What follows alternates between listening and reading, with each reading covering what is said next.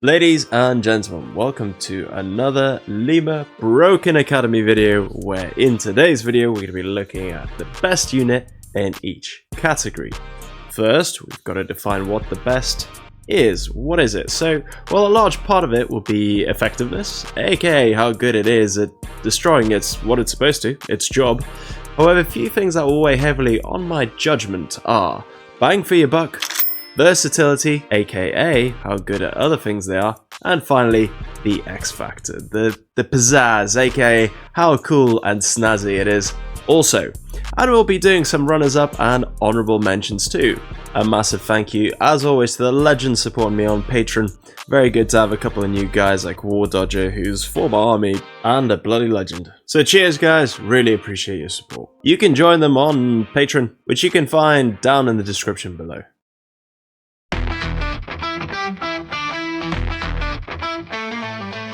Alright, let's go. So we're going to break Recon down into three categories, subcategories. So the infantry, because obviously, you know, they can't be compared to vehicles, and they can't be compared to drones. So, infantry first. And for me, that's not even difficult. The Spetsnaz GRU are your go-to boys for a good bit of recon and some very decent firepower as well. They've got 10 armor, which is, I think, one of the highest of recon infantry in-game. 8-man squad, so 40 health, that's pretty decent, very good view, and 2.5 stealth. Now the thing that sets them apart from all the other infantry units and makes them the best is having RPGs and Verbers, so anti-tank and AA capability in a sneaky beaky squad which has really good firepower, which is capable of standing toe-to-toe with some heavy infantry too, which means that the Spetsnaz GRU is by far my favourite recon unit. Now, I would like to give an honourable mention to the Green Berets in their flash setup, because this thing is super cool, and this 4-man squad rips apart infantry super easily. So they are really cool. Also to the Diversante for having the only RPG that cannot be intercepted by APS, because it's a 2-stage warhead, which is really cool.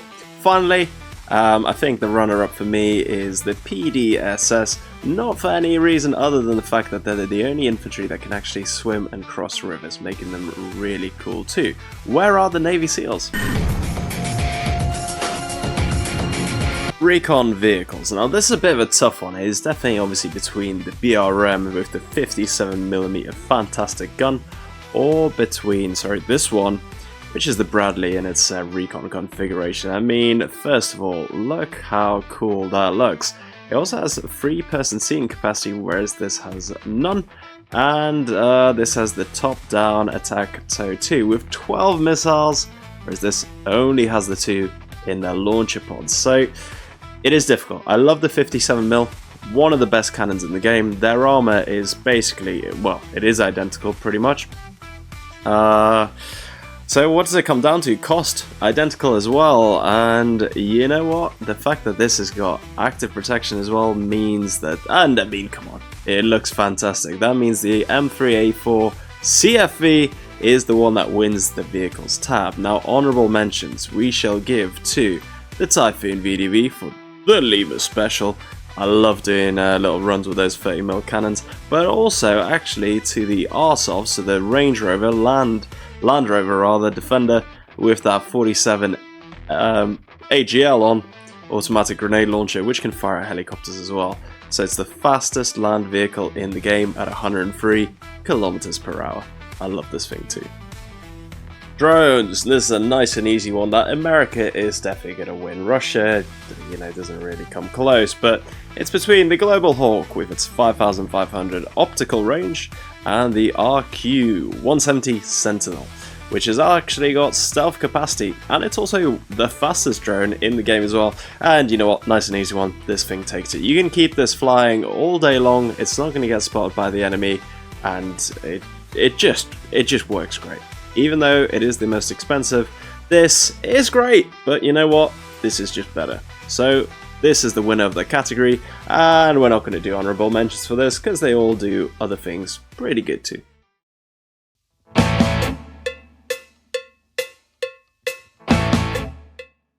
Yeah, infantry time, alright, and what better place to start than with these Marine Raiders? But we're gonna break this down into infantry squads, so like just fighting infantry, ATGMs, manpads, and then the AFVs or the transports that can bring these boys in. So, infantry. We've got these boys. These are the Marine Raiders, which I absolutely love. Let's switch off the hood and keep up the stats. So, stats-wise, I think you want them in the standoff edition. Oh, hello there. Right, let's do it this way. Standoff edition and pin that tab. The reason for this is because they've got the Moors, which has got, 600 meter range with 600 penetration. 8 shots of these, fantastic. Close quarters, also brilliant, but I prefer them in the standoff edition. So we are going to be comparing them against the Delta Force. Basically, that's when you think infantry, that's your two go-to guys.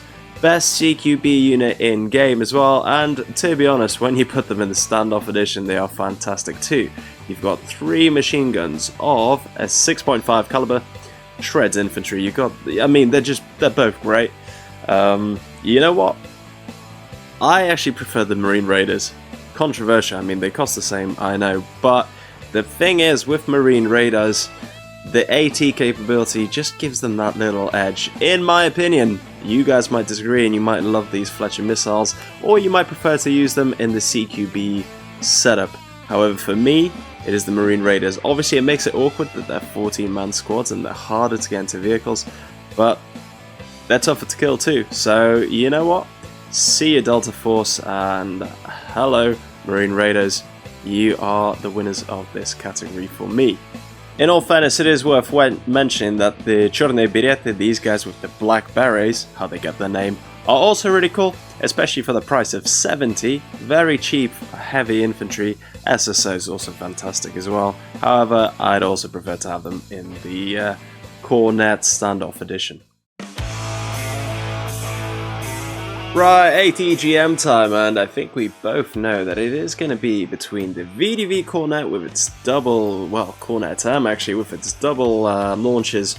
These things are just great, and I think, so between these guys and the Javelins, which is also the Airborne, so VDV is the Russian Airborne, Airborne is obviously the American Airborne, and here they are the Weapons Squad with its Javelins, double Javelins as well.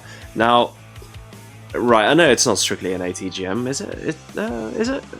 Yeah, whatever. Not important. What matters is comparing the two teams. So, price-wise, basically identical. However, you do get a couple of machine guns in there as well. So these are 7.62, I believe. Yeah, correct, machine guns, which are obviously a bit more deadly to infantry. Squad size, these are 5, these are 8. Therefore, their health is obviously much greater, and they're a little bit more survivable.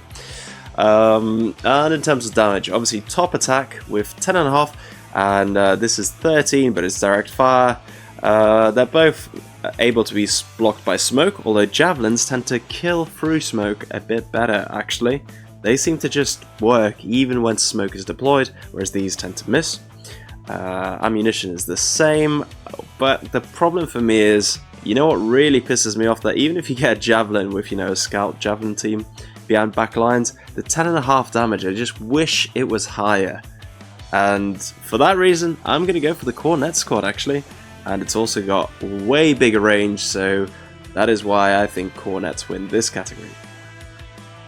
Okay, next up is AA, so manpads, and of course, this is a Russia v America situation here because the Americans have got their Stingers, which I like very much, and the Russians have the Iglas, which I also like very much. Russia actually also has the Verbers, which I prefer even more, but unfortunately you can only get them, one of them in a squad, unless you obviously go for the GRU with the double Stinger setup, correction, double Verber setup, but you know what, I think it gets too expensive, so we have to consider these two. So obviously the pros are, for the Americans it does a little bit more damage, well, 1 point is a significant more damage.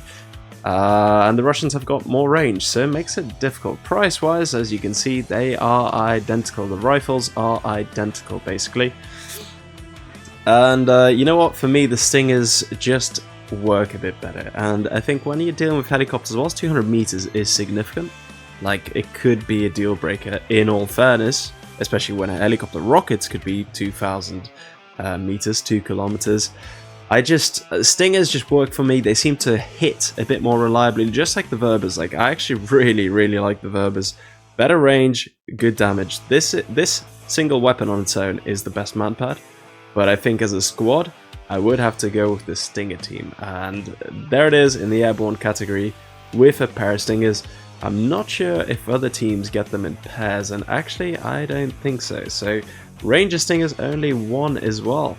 So yeah, it has to be this one with the airborne, making them quite a good unit indeed. Now I do have to give an honourable mention to the Ranger Stinger team, because in the end it's 80 points and you get quite a lethal squad, especially with these two 8.6mm machine guns, which actually take down helicopters pretty well. And also a very special mention to the Mark 47 squad.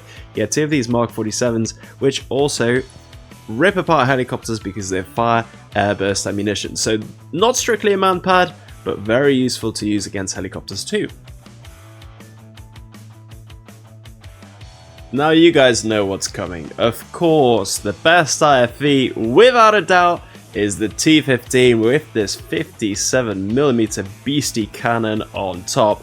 Everybody loves the 57, unless you love only playing America. Now this is basically a tank. Look at that armor, Jesus Christ. 4 APS, 2 smokes, a beastie gun, and still 2 anti-tank missiles. This is brilliant, however, super expensive. Here's a little seat in the back. 8 men can fit in it. So, look, this is by far the best IFV. However, budget options also exist, and you know what? Right in the guards deck as well is the B-15 Kurganets, which when upgraded is 140 points, and you know what? It is basically a cheaper but also very good option instead of the T-15. Look at it, 140 points, 290, literally half price. Fantastic vehicle. On the American side, an honorable mention does have to go to the AMPV. I really like this vehicle. Although unfortunately I wish this Bushmaster just had a little bit more kick to it, you know, the 30 mils are good but not good enough. So yeah, without a doubt the winner is the T-15, however the price, you know, the price is obviously worth it. It is worth it. It can take so many hits from helis, and so many times I've seen these successfully push through the back lines that this is the winner by a mile. Alright, so we're on to a bit more of an exciting one with tanks. I'm going to start with an honourable mention because 170 points, T90 with a decent gun, obviously not the best, but you know, 1600 range is still pretty good. But the best part about this tank is none of these, it's the 30% ECM. And actually if you modernize it, you also make it quicker and thicker on the armor. So this tank, okay, 230 points now, but is honestly just fantastic, you know, for price, bang for your buck, price per output, the T90 is great. Obviously, we also have to give a mega honorable mention to the M60, basically an obsolete tank, but you know what, it's just so cool that the game has it in. But when we're talking about what the best tank is, I think it's fair to say it is strong strictly between this T14 Armata, very beautiful, amazing concept. I know in reality it doesn't really work, but whatever, we're going to skip over that, we're going to talk about the unit just in game. So amazing tank for many reasons, and you've got this tank as well, which is everyone's familiar. Love this cool paint scheme, but with the SEP V3 with the trophy.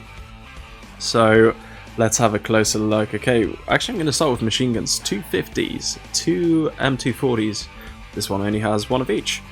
But let's be real, that's not what you want your tanks for, is it? You want tanks for armor. So armor, it is almost identical, apart from the Armata has better side armor.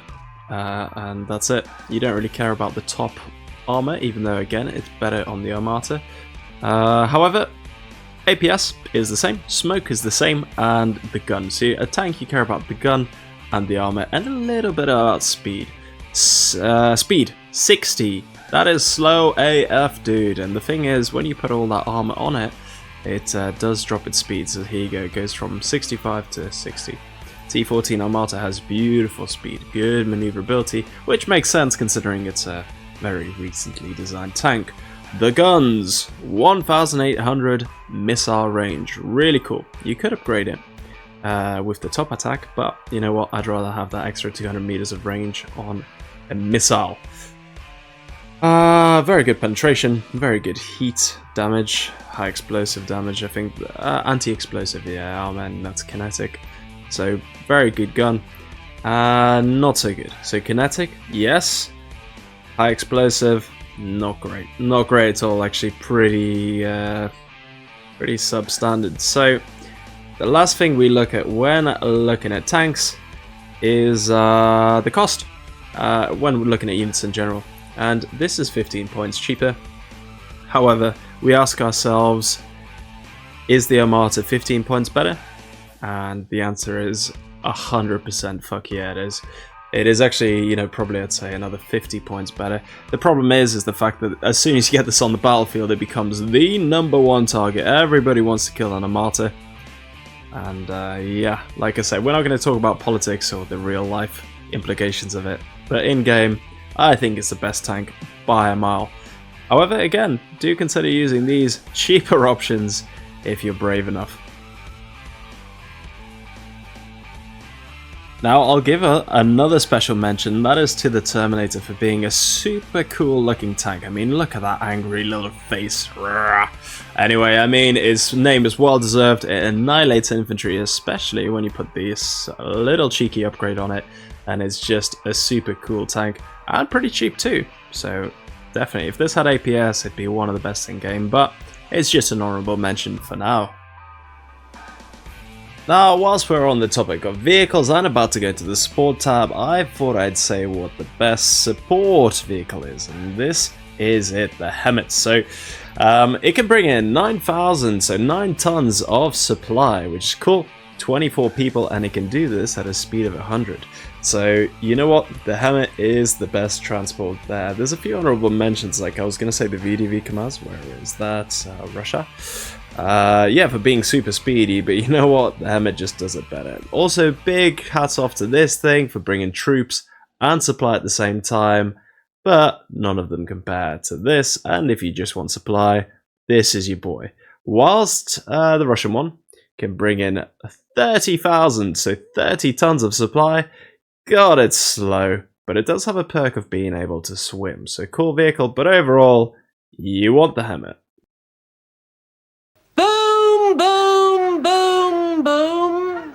Okay, time to turn up the bass as we look at the supporting artillery tab, which includes a huge variety of stuff. I mean, look how ugly this ugly duckling vehicle is, but spoiler alert, it's not actually going to make the cut.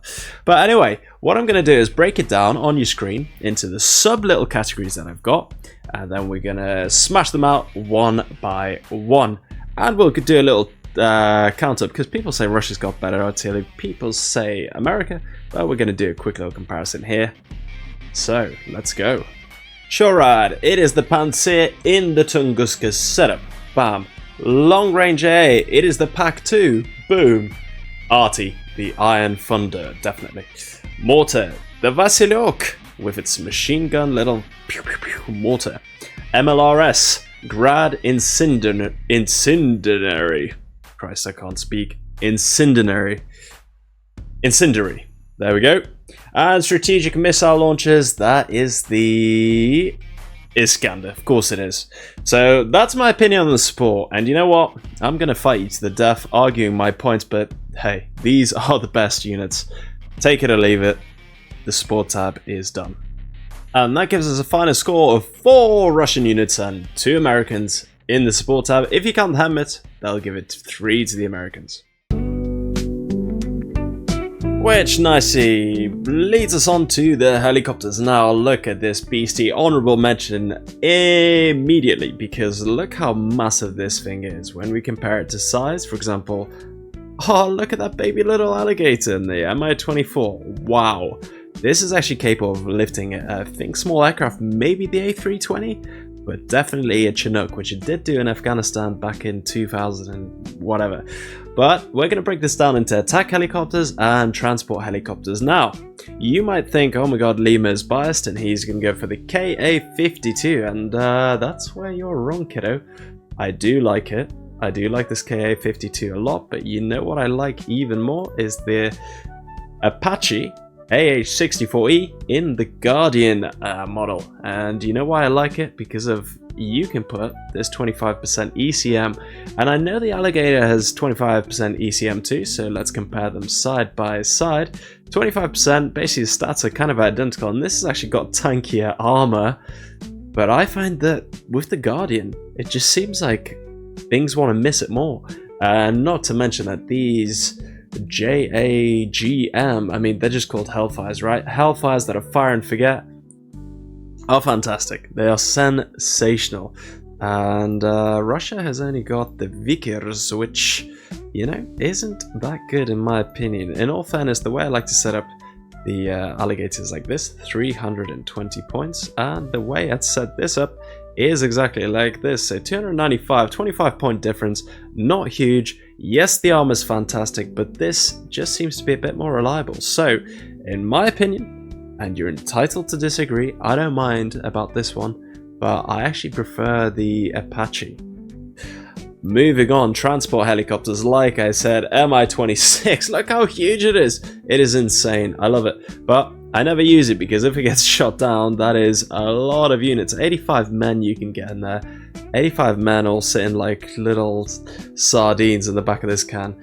Yeah, cool helicopter. It's used for search and rescue a lot in Russia, which is cool. But anyway, stay on topic. Little Birds is, look how little it is compared to that. I love Little Birds. They have 1.75 stealth, which is the same. Wait, no it isn't. Okay, well it's higher than most other helicopters, so most helis have 1.25. Little Bird's got 1.75, and I just love these. Like 30 points, and it is the fastest small team transport you will get. And you know what? Surprisingly, the Little Bird can actually take 2 hits from mount pads, which is shocking. You'd expect it to go down after 1, but here we are. That's how the game's been designed. Yeah, look at these other helis. They're all 1.25, apart from the huge ones, which are just 1. Anyway, again, and you get the Killer Egg model as well. What else deserves an honorable mention is, of course, the Osprey, for being faster than some aircraft. Very impressive. In real life, I wouldn't want to go on it because, yeah, just check out its safety record. But super cool concept. I mean, in the first place, hats off to the engineers for thinking of this idea. But I think the transport helicopter that wins it is the Silent Hawk. So 12 seats, that's 2 medium-sized squads, or a Delta Force. 2.5 stealth, insane. That's really, really good. It's got some ECM as well, and you know what? It's actually cheaper than a normal Black Hawk, or the same. Sorry. Okay, this one's got ECM. That's why it's 10 points more. But it's the same price as a normal Black Hawk. Like, what the hell? I'd expect this with that insane amount of stealth. I would expect it to be closer to 200 points, honestly. I don't like the Comanche, it's way too weak, but yeah, for transport helicopters, this wins for me, and let's just look how cool it looks in all the other skins as well. Fantastic, super cool. So, who would have thought it? I mean, America getting a double win there, 2 golds in 1 cup, right. No, thank you for staying. If you're still with me, I really appreciate that. You know, you guys are great for watching, and I really hope you enjoy what I'm saying. But we're on to the aircraft tab now, and look at this beastie boy. This is the Tu-22 with a shit ton of bombs and big boy cruise missiles under its wings. Now, just like last time, I am going to break down the categories into transport, fighter, strike, a seed, and bomber categories, and we're going to judge planes based off that. Transport. So I know that the C-17 is the fastest, one of the highest capacities. Just, you know, it's cool. It's got ECM, it's got flares, etc. But actually, the transport plane that I like the most is the IRL-76, and you know what? It's because of those quad cannons at the back. Wait, I can't even get an angle. There they are. Just right here. These 4 cannons are 23 millimeters, and they can actually do some decent damage. I wish they could actually shoot down rockets or something like that. That'd be super cool. But I like this for nostalgic reasons. I like it that the fact that it's one of the oldest, and yeah, back in the day when it was introduced, it was one of the most advanced transport aircraft at this time. And the fact that it's still being used from the 70s is a testament to this aircraft that it can stand the test of time. Whether you hate or love Russia, this is a great bit of engineering, and it looks fantastic. It can also hold quite a lot of stuff in the back. 125 men compared to the C-17s. 102, so actually more than that. 75 tons? What can this take? 48 tons, okay, a bit less there. But otherwise, yeah, this is just my choice for the best transport. Let's have a look at it in other skins. That looks like the airport, you know, firefighting training vehicle. Anyway, yeah, super cool plane. It may be no surprise to you that my favorite fighter is the Su-57, another futuristic unit that's real, but not quite, you know, in use. Okay, so I love this plane. I mean, it looks fantastic. What a crazy cute little paint scheme. It is ridiculous. This plane, if it performs like what is promised, it will definitely be the most superior fighter in real life. Apparently, it's supposed to have a Mach 2 cruising speed as opposed to afterburner speed, which, you know, is insane. We'll see if that actually happens for real. But here we are, there's the Su-57, and its main competitor, let's lock that into position, is the F-22 Raptor. Also really fantastic. I mean, look at those engine exhausts. Really fantastic plane also. Now, this is the setup you want them in for air superiority. And as we can see, the stats are basically the same, apart from the Raptor has actually quite a bit more stealth, even though the Su-57 is also meant to be a stealth aircraft. So, wait, let me just check that. Yeah, okay, no, I really thought... My mistake. Maybe that's a common misconception. That this has more stealth than normal aircraft, but, you know, not as much as the American ones. So when we compare these, the stealth is what you're paying the bigger price for. I mean, that's over 50 points difference, 55. And yeah, we'll have a look at why. So cannon does actually a bit less damage, but we don't care about the cannons, do we? We care about the missiles. So both have got 9,000 meters of range, 9-kilometer range on their missiles, 4 of them. This one does, of course, a bit more damage, but you also get 2 AMRAAMs, which, you know, when you're close enough, these will fire at the same time, whereas you don't get that on the Su-57, again, hence it is reflected in the price. ECM is the same, but you can also laser designate with the Su-57, which is really cool. And sidewinders, which are basically the same as the R-73s. They are almost identical. So, air superiority fighter, the F-22 wins, and you know what? I'm fine with that, because the way I actually like to run my Su-57 is like this. You get 2 at the ground, and guess what? Yeah, 2 anti-radiation missiles. It still makes it bloody expensive, but this way you're kind of guaranteed to do a really cool attack run. Now, the F-22 Raptor can also take bombs, and for that level of stealth, you know, why not? But F-35 can take them, so you'd want that for bombing runs. But yeah, you could also try and set up 1,000 pound of bombs and some Stormbreakers. So, hey, for 360 points, and this maneuverability, and you still get all those attacking missiles. Fantastic bit of kit. The F-22 Raptor, though, is my air superiority choice in the game. Strike fighter time! Whoa, I just realized that in this model, the helmet kind of sticks out the cockpit. Crazy, right? Anyway, strike fighter. So the F-35 is the most recent, latest generation strike fighter available on the market, but you know what? I don't like it. People run it with Stormbreakers, making it actually pretty good, you know, value for money, 295 points for 6 missiles that are laser guidable. And you know what, fair play to them. People are able to use this effectively with this setup, and you know, hats off to you. I just can't do it. I really want to try and like the F-35, especially with that pretty good stuff, but it doesn't click for me. I just can't use it, you know? Maybe it's a skill issue on my half, which, you know, I can accept, but it's not for me. What is for me is the Su-34. Absolutely legendary, and you know what? It is the best looking aircraft in the world. Unless you say Concorde, or maybe the, what's that old stuff plane called again? Jesus Christ. Blackhawk? No, not Blackhawk.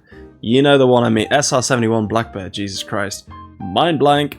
Anyway, I love the Su-34, and the setup that you want it in is, that's expensive, you know? But you get 6 cluster bombs to take out all the tanks. You get some incendiary, whatever, I give up. And you also get some regular bombs as well. And keep that empty, because you know what? These are actually pretty survivable. I've, you know, still got 5 ECM without the pod. If you want to make it just that bit more survivable, but also that lot more expensive, stick some ECM on it. You don't need the R73s. That's just overkill. I mean, 520 for an aircraft is insane, bro. You could do this. Still 500 points. That's a lot. Anyway, don't do that. These are great. This just kills a lot of units, and I have a lot of fun, especially when you bring out a pair of these Su-34s. This is the best strike fighter in the game. However, I will give an honorable mention to... Christ, where is it? The Su-24, because that can do the similar sort of thing, but for a lot cheaper. And this is the only basically seed aircraft in the Russian arsenal, which we'll get onto now. So seed aircraft, Russia has these for the anti-radiation missiles. You get 3 of them. Not great, not terrible, 7,000 meter range, not fantastic, but this is quite survivable. It has afterburners, it has decent ECM. It's probably not going to get shot down unless you overextend it. You can also try your luck, try to be cheeky and try to get it within 2,500 meters of enemy tanks. But obviously you risk this getting shot down a lot more. For seed, let's be real, the king of seed is the Prowler. You stick these bad boys on it. You get 4 of them, very cheap for 240 points. Like, damn, that's cheap. And this can just keep hovering and shooting down Russian radar all day long. For comparison, what was the price of that other one? Let us have a look. The Su-24 is only 40 points. Oh, hold on. It's the same price, but 1 less missile. I think the Prowler wins by a mile. Now, before I go into the last category, and Christ, we are almost done. I have had a long day editing this, but an honorable mention for the strike category, but it's actually kind of bombing category as well, is the Su-30 SM, because you can run it with these 4 of these KH-29 TD missiles. They're cruise missiles, not the most powerful as you might be able to see. Look at its stats here. I mean, not great, not terrible. But the fact is that these cannot be intercepted because of the insane speed of 2160 kilometers an hour, right? I think that's over Mach 2. I mean, it's probably over Mach 3, I don't know. Look it up. But hey, great option. And for 285 points, this doesn't get it. I think it's 50-50 whether this survives.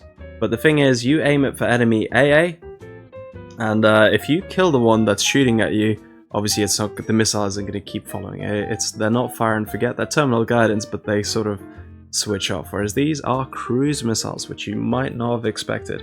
And like I said, they can't be shot down. Another honorable mention is this bad boy with these cruise missiles. You don't want that. These are also absolutely rapid, not quick enough to escape enemy air defenses though. They can be shot down, but in all probability, even though you only get 3 of them, they're huge by the way, bloody ginormous. They do a shit ton of damage, and the probability is that out of 3, depending on how far back you shoot them, only 1 or maybe 2 will get shot down, but 1 will almost definitely get through because they are rapid, fantastic cruise missiles. Now, when we talk about pure thoroughbred bombers, it is hard to not mention the gorgeous, and I mean it's kind of ugly at the same time, but the gorgeous B-52. And it's so big it barely fits into the frame, but look at this beastie. 8 engines, that is so cool. Weird gear arrangement, very cool, but it can take a shit ton of bombs, and that's what you want in a bomber. So B-52 is a legend. It's been around forever. Not sure how it hasn't been shut down yet, but let's be real. When you want a bomber that's going to deliver results, you want the B-2. And that's because it is almost guaranteed. I think almost guaranteed. Even in the back far lines, it is almost guaranteed to drop its payload. And that's really important. It might get shot down after that, but dropping its payload is the most important thing. Like, you can stick on nuke on it, and that's fine. But for the sake of 600 points, these 2 mini nukes are also super effective, and I've had quite a lot of success with them. So yeah, these are all really good options, but I'd go for this because once you drop a nuke, it's probably going to get shot down, and same for this. So whether you want to lose 1,000 or 600 points is up to you. And that is it, guys. That's all I've got for you fantastic people. I hope you enjoyed this. Like I said, this is my opinion, and you know what? I think I'm right.